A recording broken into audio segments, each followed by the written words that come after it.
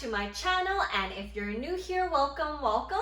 Today we're going to be talking about one of my favorite tote bags in my bag collection, and that is the Goyard Tote Bag. So a little bit of a history about this brand itself. Goyard actually dates back to the mid-19th century in France. It is also one of the most quiet luxury brand in the world. There are also only a handful of boutiques in the world, so you're not able to get it in Vancouver at the current moment. The closest store to me right now is actually in San Francisco. I've also been to the Hong Kong boutique before, and those are some of the locations just on top of my head that you're able to get this brand as well. So let's get started. So I have both the color bags here. They are the PM size, so I have the gray color and also the white color. They were both purchased from the Hong Kong location. So I do want to show you a little bit more about this bag as well. So I'm just going to put this down here. So for the bag, this is how it looks from the front and from the back. It's actually vice versa. There's not really a front or back. And also the bag inside actually doesn't have any zipper or compartment in there. So I actually have an organizer. Usually for any bags that I don't have zipper on the top or outside, I have an organizer inside.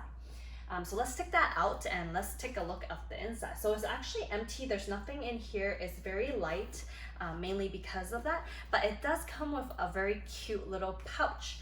The pouch has a strap to it, and this strap is not detachable from the bag, but it is detachable from the pouch itself. So this is how it looks.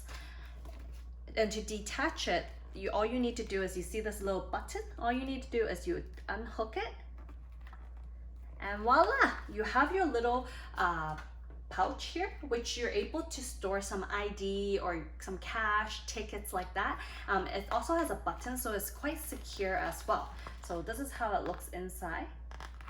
And then all you need to do is button it. And then in the back, there's an extra slot as well. So if you want to store any tickets like that, it's really good compartment in here. So it is detachable, so you could actually just use this separately when you go out as a wallet as well. So that's kind of really nice as well.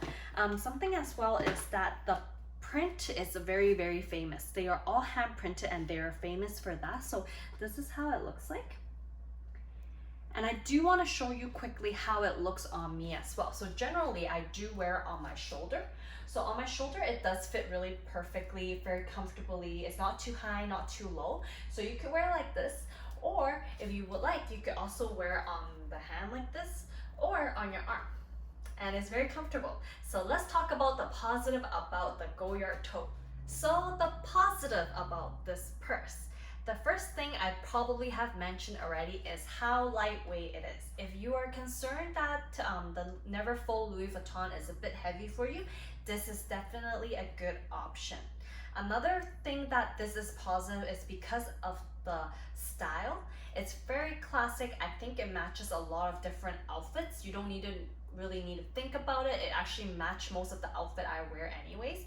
So I think that is something really nice. Another thing is, I also mentioned previously, is the pouch. The pouch itself, it's a really nice option where you're able to detach it and use it as a wallet, or you could use it with the purse as well.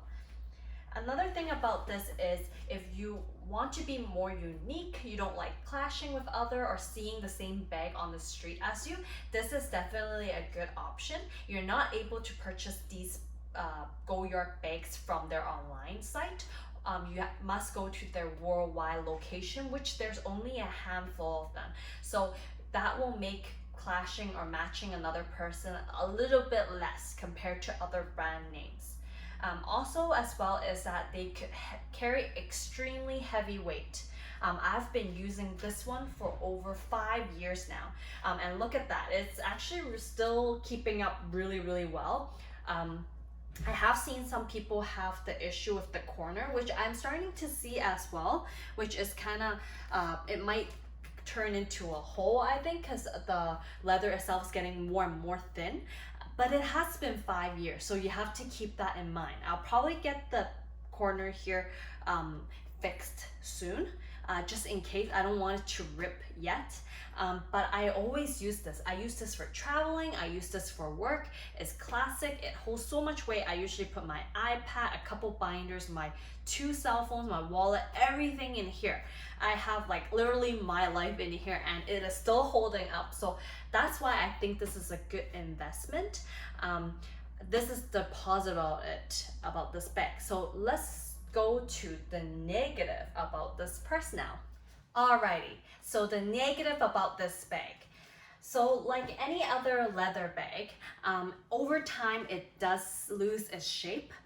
For instance, for this one, if I just let go of it, it does slop over. But do keep in mind, I've had this for over 5 years now.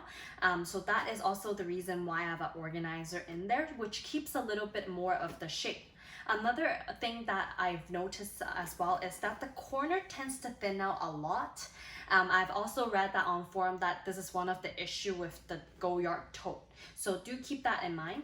Another item, I'm not sure if it should be negative or not, but I'll include it anyways, is that the price point is very close to other luxury brand names tote bag.